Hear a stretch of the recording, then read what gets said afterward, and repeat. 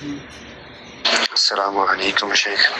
জি, আমার প্রশ্নটা আপনার এই স্বর্ণের যে জাকাত, এই জাকাতটা নিয়ে।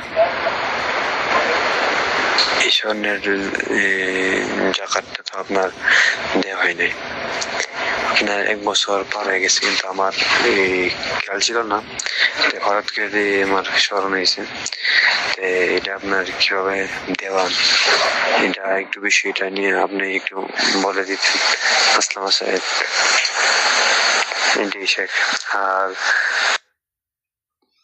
আসসালামু আলাইকুম রহমতুল্লাহ বারাকাতু। ভাইয়ের প্রশ্ন আপনারা আশা করি শুনেছেন যে উনি স্বর্ণের জাকাত দিতে ভুলে গেছেন। তো উনি এখন কিভাবে জাকাতটা দিবেন? তো প্রথমত আমি ভাইকে ধন্যবাদ জানাই যে তার এই অনুভূতি যে ভুলে গেছেন, তো উনি অন্যায় করেছেন। ভুলে গেলে অবশ্য আল্লাহ রাব্বুল আলামিন বলছেন, রব্বানা লা তুআখিযনা ইন নাসিনা আও আখতানা।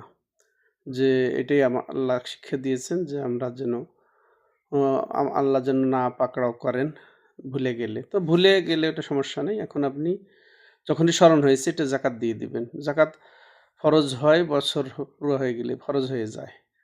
আর আগে দেওয়া জায়েজ আছে। তো পরে দেওয়াটা জায়েজ নেই। দেরি করাটা জায়েজ নেই। তো আপনি এখন দিয়ে দিবেন, যেটা আপনার আসে সেটা আপনি দিয়ে দিবেন 85 গ্রাম হিসাব করে আপনি সেটা দিয়ে দিবেন। কোনো সমস্যা নেই।